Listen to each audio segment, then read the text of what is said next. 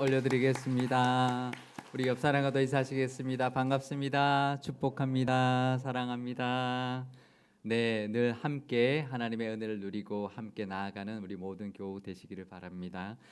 오늘은 성막에 대하여 은혜를 나눠보려고 하는데요. 성막에는 많은 상징과 은혜의 모습들이 담겨 있는데요.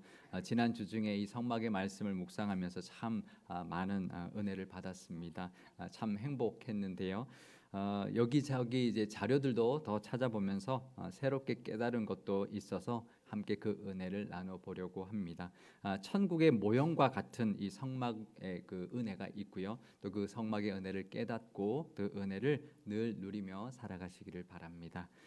오늘 이 본문의 말씀은 성막 중에서도요, 성소에 있는 떡상에 대한 말씀인데요.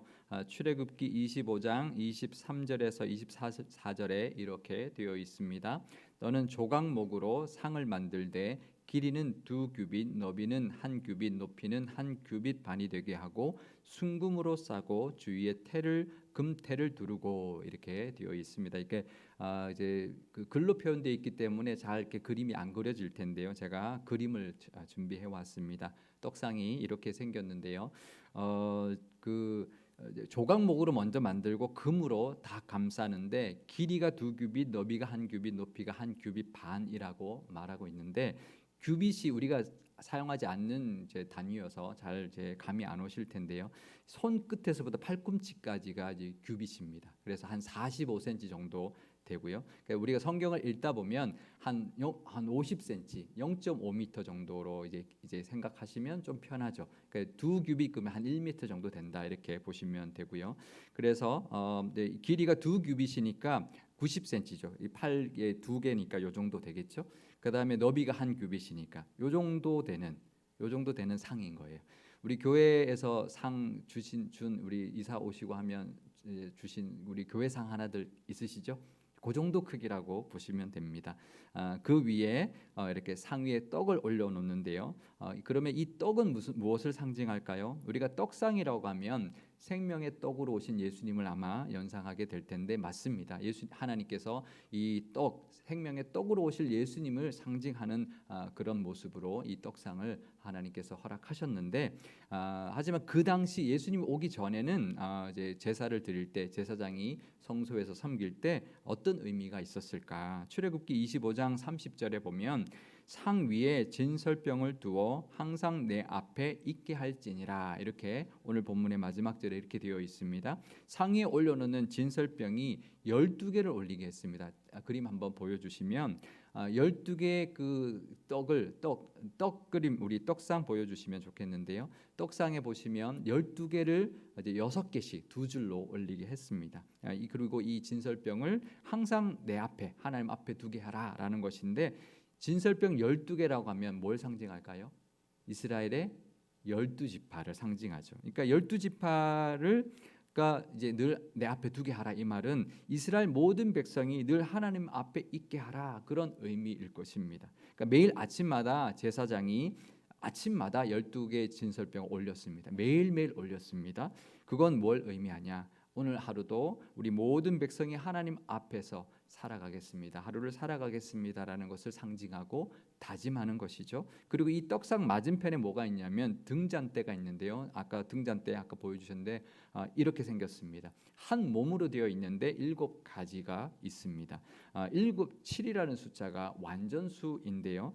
불빛은 하나님의 임재를 상징하기 때문에 등잔대 위에 있는 7 등잔불은 완전하신 하나님의 임재를 뜻하는 것이죠. 이 등불이 늘 켜져 있는데 이 등잔불 앞에 12개 진설병이 놓여 있다라는 것은 늘 하나님의 빛 대신 그 하나님의 은혜 앞에서 우리가 살아가겠습니다라는 의미죠. 코람되어 하나님 앞에서 하나님의 그 빛 대신 하나님 앞에서 우리가 살아갑니다라는 것을 상징하는 그런 모습입니다. 그런데 이 등잔대가 순금으로 만들어져 있습니다. 떡상은 조각목으로 만들고 순금으로 입혔지만 이 등잔대는 아예 완전히 순금으로 만들었는데요.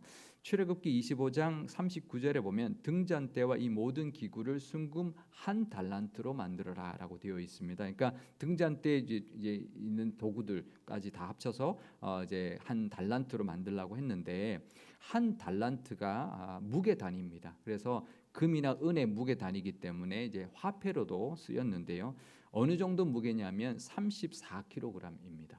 그러니까 등잔대 부속에 이제 좀 한 달란트에 좀 빼서 썼다 하더라도 등잔대 이 하나가 한 30kg 정도 되는 거예요. 그러니까 굉장히 무겁습니다. 그죠? 한 사람이 들기에도 벅찰 정도로 규모가 꽤 크고 무거운 그런 등잔대인데요. 그 가치는 얼마나 될까요? 금 한 달란트가 어느 정도의 가치를 가지고 있을까요? 은 한 달란트가 이제 어느 정도 가치냐면 6천 드라크마입니다. 드라크마는 데나리온과 같은 단위인데 남자 한 성인의 하루 일당입니다. 근데 6천 드라크마니까 6천일의 일당인 거죠. 그러면 은 한 달란트는 6천 드라크마고 우리가 한 사람의 일당을 요즘 시세로 한 10만 원으로 친다면 6천 곱하기 10만 원 하면 얼마일까요? 6억 원입니다. 은 1달란트가. 근데 금 한 달란트는 은의 15배입니다. 그러면 15 곱하기 6억 원 하면 얼마가 될까요? 90억 원인데 이 등잔대 하나가 90억 원짜리인 거예요. 근데 성소 안에 이 등잔대만 있는 게 아니라 금 떡상도 금으로 쌓고 그 옆에 있는 분향단도 다 금으로 쌓고 지성소에 있는 언약궤도 다 조각목으로 만들어서 금으로 쌓고 언약궤 위에 올리는 속죄소는 순금으로 그 위에 이제 그 올려져 있는 그룹도 다 순금으로 만들어져 있거든요. 그러면 이 성소 안에 있는 기구들만 해도 가치가 몇 백억 원치는 되는 거죠. 근데 여기서 끝이 아닙니다. 더 놀라운 것은요. 성소의 벽에 세우는 그런 목들도 금으로 다 감싸라고 했거든요. 출애굽기 26장 15절과 29절을 제가 읽어드리겠습니다. 너는 조각목으로 성막을 위하여 널판을 만들어 세우되 그 널판들을 금으로 싸고 그 널판들의 띠를 꿰 금고리를 만들고 그 띠를 금으로 싸라. 그러니까 성소의 벽에 그 조각목 널판을 만들어서 세우는데 금으로 다 싸라는 거죠. 그러면 성소 그 내부의 모습이 어땠을까요?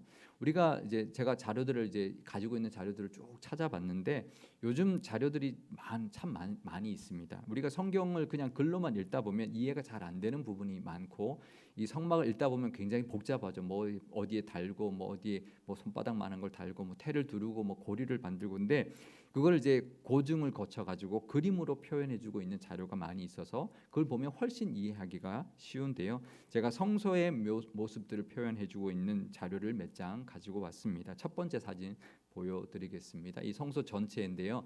성소와 지성소가 있는 이 전체인데 벽을 한번 보시면 그 기둥과 그 기둥을 연결하는 가로막대처럼 이렇게 되어 있는 것으로 표현이 되어 있습니다. 두 번째 그림도 한번 보여드리겠는데요. 이것도 가만히 보시면 이제 기둥과 가로막대들이 있어서 마치 격자처럼 연결되어 있는 것처럼 표현되어 있는데요. 사실 조각목 이제로 세우라고 한 것은 저런 기둥이 아닙니다. 조각목의 넓이가 한 규빗 반이니까 68cm 정도 되니까 한 이 정도 되거든요. 이게 20개를 이제 쭉 이렇게 세우라고 했습니다.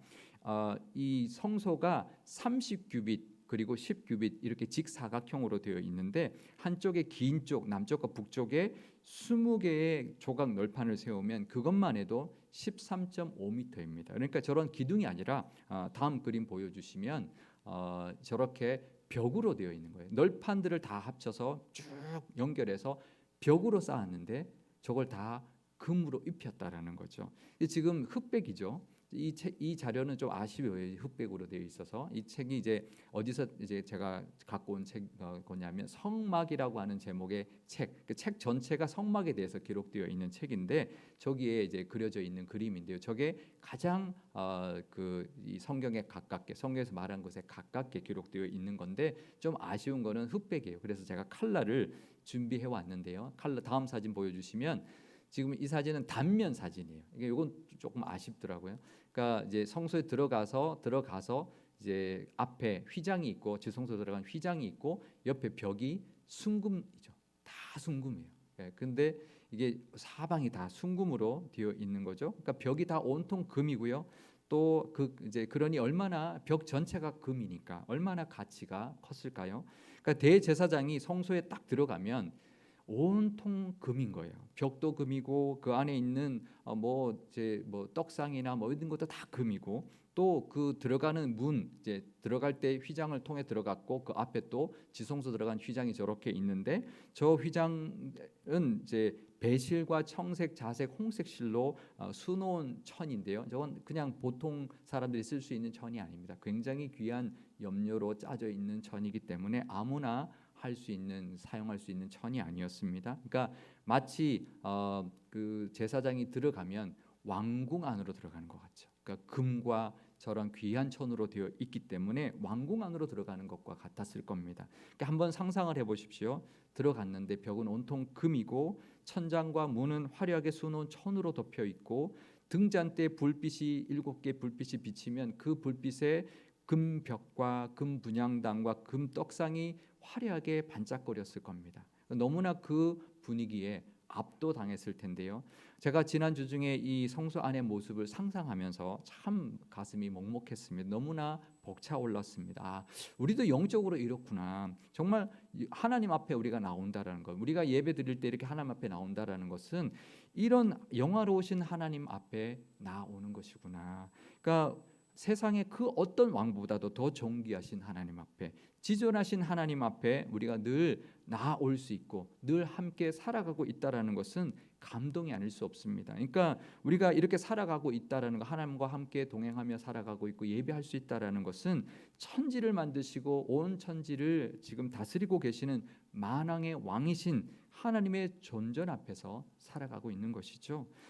그분 앞에서 그분의 은총을 받고 살아간다는 것은 마치 이 아까 그 이제 성소처럼 화려한 금과 갖가지 그런 보석으로 장식되어 있는 영적인 천국에서 살아가고 있는 것과 같습니다. 우리가 눈에 보이지 않아서 그렇지, 우리가 이 땅에서도 천국을 살아간다고 하는데 천국이 다 금과 온 갖가지 보석으로 장식되어 있다고 하잖아요. 그러니까 우리가 영적으로는 그런 하나님, 그렇게 장식되어 있는 만왕의 왕이신 그 곳에 계신 하나님과 함께 하고 있다라는 것, 그렇게 위엄 있고 존귀하신 하나님 앞에서 늘 우리가 살아가고 있다라는 것을 기억하시며 살아가실 수 있기를 바랍니다. 그러니까 그냥 하나님 앞에 우리가 나온다고 해서 그냥 이런 그냥 쉽게 나온 것이 아니라는 거죠. 우리 교회가 지금 이렇게 약간 노란색으로 되어 있는데 이게 다 금이라고 생각해 보십시오. 어떨까요? 얼마나 화려할까요? 그죠? 조금 이렇게 금처럼 만든 것 같아요. 이런 정말 영적으로 금으로 다 치장되어 있는 하나님 앞에 나오는 것과 같다라는 그런 생각으로 늘 하나님 앞에 나와 예배하실 수 있기를 바랍니다. 그런데요, 이 성소 안에서 아주 특이한 점이 하나 제가 발견했습니다. 이번에 성소 바닥에 대한 재료가 전혀 언급되어 있지 않습니다. 제가 성소를 만들라고 했다면 바닥도 조각목 널판으로 만들어서 금으로 다 씌우고 마루로 깔아라. 그래서 바닥도 금바닥으로 만들어라 그랬을 텐데, 바닥은 그냥 광야 바다 그 땅 그대로였다라는 거죠. 이상하지 않으세요? 왜 그러셨을까? 왜 성소 바닥은 그대로 그냥 광야 바닥을 그냥 그대로 두게 하셨을까? 이건 무엇을 의미할까? 그러니까 제사장이 이 하나님 앞에 들어올 때 화려한 금벽과 여러 화려한 그런 기구들이 있지만 자기가 지금 밟고 서 있는 땅은 광야인 거예요. 그러니까 이것은 우리가 여전히 하나님과 동행한다 할지라도 여전히 세상에 서 있다라는 것을 의미할 것입니다. 천국은 그렇지 않아요. 우리가 계시록에 보면 천국은 바닥이 뭐라고 되어 있죠? 금바닥, 금길로 되어 있다고 되어 있거든요. 그렇다면 하나님의 계신 천국의 모형으로 이 성소를 만들겠다면 바닥도 금으로 하게 하셨을 텐데 그렇지 않았다라는 거예요. 바닥은 여전히 광야의 그 바닥으로 하게 했다라는 거죠. 여전히 먼지가 날리는 광야 같은 그 세상에 우리가 서 있다라는 것이죠. 하지만 빛 되신 하나님의 임재 안에 또 인도하심과 생명의 떡이 되신 예수님의 말씀의 은혜가 함께하고 있고 천군 천사로 우리를 호위하시는 하나님의 보호하심도 우리와 함께하고 있다라는 것을 우리가 기억해야 할 것입니다. 우리가 세상을 살아갑니다. 하지만 그 하나님의 보호하심이 함께하고 있다라는 것, 하나님이 함께하고 있지만 우리는 여전히 세상에서 살아가고 있다라는 것을 기억하실 수 있기를 바랍니다.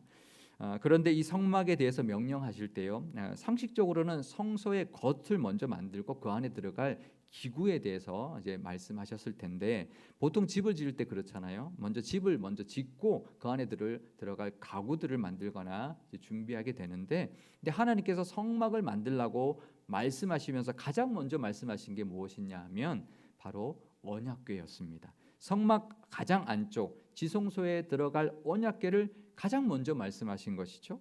언약궤는 이렇게 생겼는데요. 길이가 2규빗 반, 너비가 1규빗 반, 높이가 1규빗 반으로 되어 있는 그 상자, 아래에 있는 상자고, 그 위에 뚜껑 역할을 하는 것이 속죄소인데요.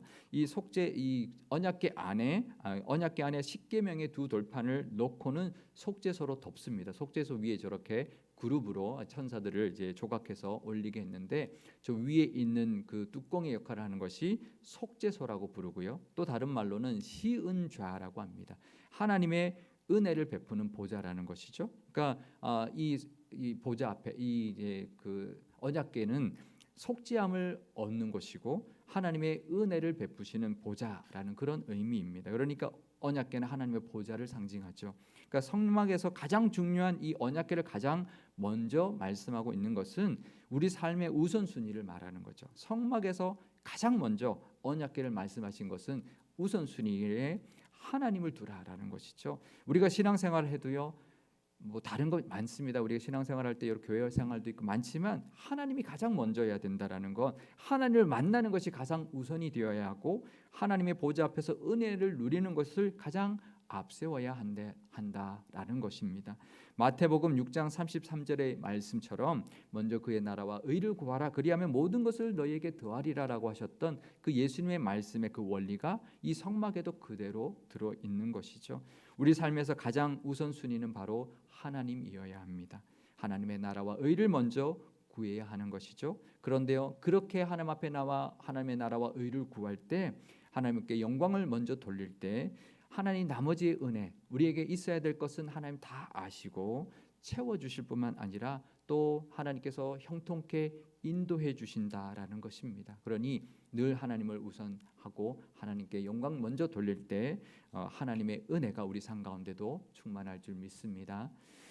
우리가 성막에서 빼놓을 수 없는 것이 예수님의 은혜가 들어있는 것인데요. 예수님을 상징하는 것들인데요.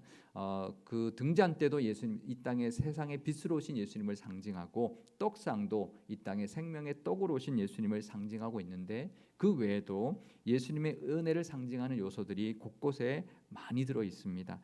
몇 가지를 나눠 드리면은요, 성막 전체 그 뜰에서 이제 그 뜰로 들어가는, 그러니까 세상에서 성막으로 들어가는 뜰로 들어가는 휘장이 있는데, 제일 오른쪽 그 문에서 들어가게 되면 제일 뜰에서 먼저 만나는 것이 바로 제단입니다. 그러니까 이 제단에서 제물을 바치지 않고는 더 이상 한 발도 더 성소로 가까이 나갈 수가 없었던 것이죠. 그러니까 이것은 무엇을 의미합니까?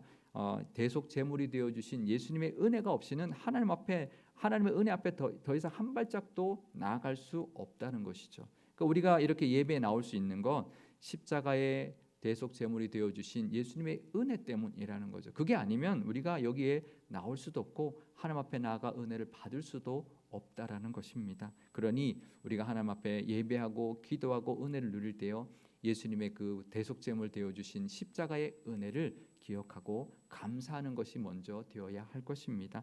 그리고 성소의 벽을 세울 때 아까 벽을 이야기했는데요, 그 널판 하나에 은 받침 2개씩 밑에 받치라고 했는데요, 그래서 성소의 그 벽들을 견고하게 세울 수 있었습니다. 그러니 그 벽의 은 받침은 뭘 상징하냐면 모퉁이 돌이 되어 주시는 예수님을 상징하죠.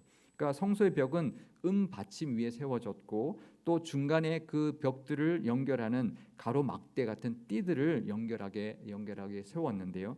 그러니 그 밑에 받침이 있고 연결하는 띠들이 있어서 하나가 되어 있으니 그 벽들이 광야의 그 어떤 바람에도 끄떡없이 견디게 해 주었을 겁니다. 그러니 우리도 사실 성전으로 함께 세워져 가야 되는 사람들인데요, 우리가 세워져 갈 때, 성전을 세워갈 때 모퉁이 돌이 되어 주신 예수님 위에 세워 가야 하고, 또 우리가 서로 연결되어서 하나가 되어서 세워져 가야 우리가 든든한 교회를 세워갈 수 있다라는 것이죠. 교회는 건물이 아닙니다. 우리 믿는 자들의 모임이 교회죠.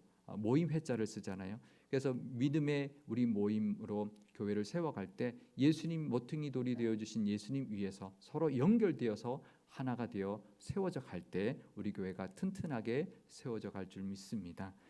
에베소서 2장 20절에서 22절 말씀 읽어 드리겠습니다. 너희는 사도들과 선지자들의 터 위에 세우심을 입은 자라. 그리스도 예수께서 친히 모퉁이 돌이 되셨느니라. 그의 안에서 건물마다 서로 연결하여 주 안에서 성전이 되어가고 너희도 성령 안에서 하나님이 거하실 처소가 되기 위하여 그리스도 예수 안에서 함께 지어져 가느니라. 아멘. 이 말씀처럼 우리 교회도 모퉁이 돌 되어 주신 예수님 그 위에서 서로 연결되어 한 몸으로 성전, 하나님이 계신 성전으로 세워져 가는 저와 여러분 우리 교회가 되실 수 있기를 바랍니다. 그럴 때 세상의 그 어떤 유혹과 시험에도 흔들리지 않는 든든한 교회가 될 줄 믿습니다. 예수님의 은혜를 보여주는 또 하나의 장치가 있는데요. 그것은 성소에서 지성소로 들어가는 휘장입니다. 사진 준비해 왔는데 보여드리겠습니다. 아까 보여드렸던 그 금벽의 이제 안쪽입니다. 그러니까 그 아까 벽에서 휘장이 있는데 휘장 안쪽에 들어가면 저렇게 언약궤가 있고 언약궤 안에 지금 제사장이 들어와 있는 장면인데요. 이 성소의 문은 휘장으로 이제 되어 있는데 총 3개가 있습니다. 첫 번째는 바깥 세상에서 성막의 뜰로 들어올 때 휘장이 하나 있고요. 그 다음에 뜰에서 성소로 들어갈 때 휘장이 있고 성소에서 지성소로 들어갈 때 휘장이 있는데 이렇게 3개의 휘장이 있는데 다른 휘장과 다르게 지성소로 들어갈 때는 저렇게 그룹들이 새겨져 있습니다. 수놓아져 있습니다. 마치 호위 천사들이 하나님의 보좌 앞을 지키는 것 같은 그런 모습인 거죠. 우리가 창세기에서 아담과 하와가 범죄하여서 에덴에서 쫓겨날 때요. 창세기 3장 24절에 이렇게 기록되어 있습니다. 이같이 하나님이 그 사람을 쫓아내시고 에덴 동산 동쪽에 그룹들과 두루 도는 불칼을 두어 생명나무의 길을 지키게 하시니라. 그러니까 하나님께서 이 에덴에서 이 아담과 하와를 내쫓고 난 다음에 그룹들로 하여금 그 길을 막고 지키게 했다라는 거죠. 그러니까 이 지금 지성소 앞에 이제 새겨져 있는 수놓아져 있는 이 그룹들은 지성소를 막고 지키는 천사 같은 모습이라는 거죠. 그러니까 영적으로 하나님이 이렇게 하나님 앞에 지키고 있다라는 거죠. 그래서 이 지성소에는 아무나 들어갈 수가 없었습니다. 오직 대제사장 한 사람만 들어갈 수 있었고 이 대제사장도 1년에 단 하루 대속죄일에만 그 안으로 들어갈 수가 있었습니다. 그런데요, 예수님이 십자가에 달리시고 죽으실 그때에 이 휘장이 찢어졌던 것이죠.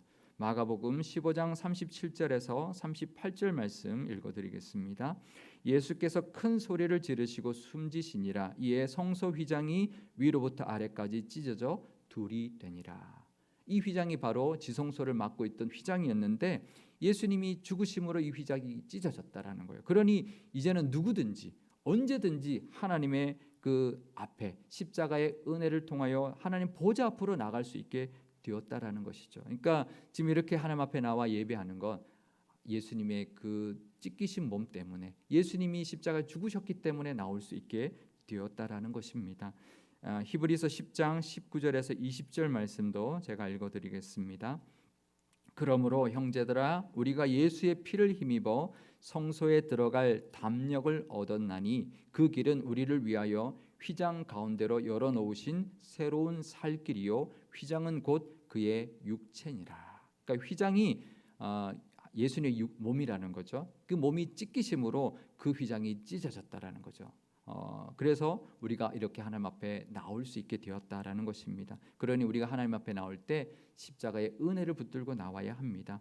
그러면서 십자가에서 찢기신 예수님의 몸을 기억하고 감사하면서 나올 수 있어야 하죠. 그래서 하나님 앞에 나와 그 보좌 앞에 나와 예배하고 또 하나님 앞에 아뢰을 수 있는 우리가 되어야 할 것입니다. 우리 마지막으로 히브리서 4장 16절 말씀은 우리 함께 읽어 보도록 하겠습니다. 그러므로 우리는 긍휼하심을 받고 때를 따라 돕는 은혜를 얻기 위하여 은혜의 보좌 앞에 담대히 나아갈 것이니라. 아멘.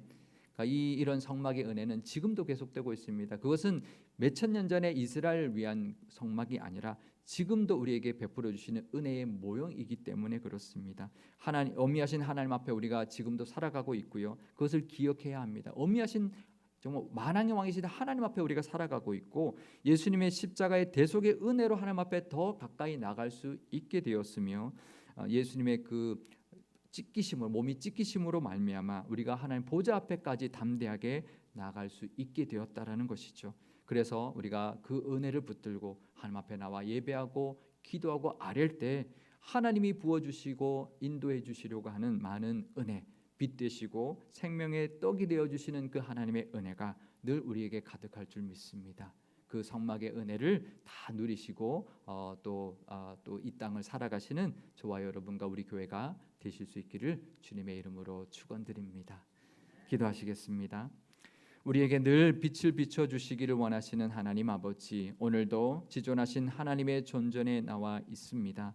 예수님의 십자가의 보혈의 은혜가 없이는 하나님 앞에 감히 나올 수 없는 우리들이었지만, 대속 제물 되어 주신 십자가의 은혜와 몸이 찢기신 그 은혜로 말미암아 우리가 담대하게 하나님 앞에 나와 예배드리오니 우리의 예배를 기쁘게 받아 주옵소서. 하나님의 나라와 의를 먼저 구하며 하나님께 영광 돌리는 삶을 살아가게 하옵소서. 그럴 때 우리에게 있어야 할 모든 것을 아시고 채워주시며 회복시키시고 다시 세우시며 갈 길을 인도하여 주실 줄 믿습니다. 우리 교회도 모퉁이 돌 되어 주신 예수님 위에 서로 연결되어 튼튼하게 세워져 가게 하시고, 그래서 하나님의 나라를 이 땅에 이루어 드리는 교회 삼아 주옵소서. 모든 교우들이 세상에서 살아가지만 늘 하나님 앞에 서 있게 하시고 하나님의 은혜와 보호하심 속에 살아가게 하옵소서. 만왕의 왕이신 하나님의 위엄과 권능이 우리 교회와 모든 교우들의 삶에 나타나게 하시며 친히 다스리시고 주장하여 주옵소서. 우리 교회의 주인 되시며 우리 삶의 주인 되신 우리 주 예수님의 이름으로 기도드리옵나이다. 아멘.